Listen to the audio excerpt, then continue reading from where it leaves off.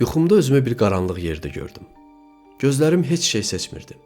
Lakin ayaqlarımın altında torpaq olduğunu hiss edirdim. Bir müddət keçərək gözlərim zülmətə öyrəşdi. Yavaş-yavaş ətrafımdakı əşyanı seçməyə qadir oldum. Müqabilimdə bir səhra açıldı. Orada qoyun sürüsü göründü. Sürüyə tərəf yönəldim. Yaxınlaşdıqda belə bir şəkil gördüm. Qoyunlar başlarını yerə əyib, gözlərini ota tikib güya otlamaq istəyirlər. Lakin hərəkətsiz durmuşlar. Çobana gəldikdə o da çomağının ucunu ovucularına alıb çənəsinə dirsək vermişdi. Onda da heç bir hərəkət yox idi. Mən təəccübdə ikən gözlərimə meşə və çay sataşdı. Oraya getdim. Meşədə çoxlu heyvan və quş var idi. Fəqət bunlar da hərəkətsiz, sükuta getmişdilər.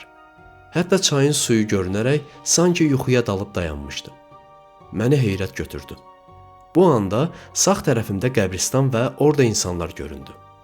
Gedim onlardan harda olduğumu soruşum deyə yola düşdüm.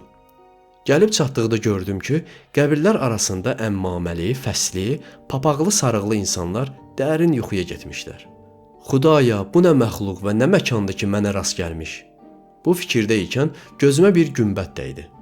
Yanına getdim. Günbədin heç bir qapısı yox idi. Lakin mərmər divarın üzərində barmaq işarəsi qapı bura olduğunu göstərirdi. Diqqətlə baxdıqda bu yazını seçdim. Bura zülmət aləmidir. İşıqlığa çıxmaq istəyənlərin yolu buradır. Yazının altında bir üçbucaq çəkilmişdi.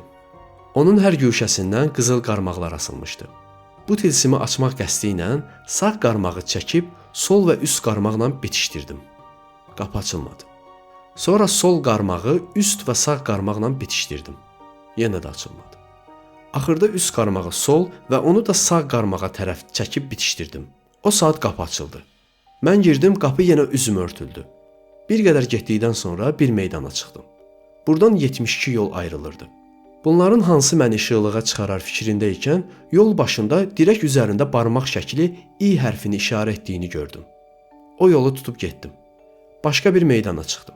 Orada da yol başında qondarılmış dirək üzərində R hərfi yazılmışdı. Bu minvalla hər meydanda dirək üzərində Ş, sonra A və axırda D hərfləri göstərişi ilə qapıya çıxdım. Bu qapının üzərində dirəklər üstündə yazılmış hərflər mürəkkəb olub İrşad ləfzi yazılmışdı. Qapını açdıqda günəş pəncərədən gözlərimə düşüb məni oyatdı. Küçədən İrşad, İrşad, təzə qəzet sədası gəlirdi.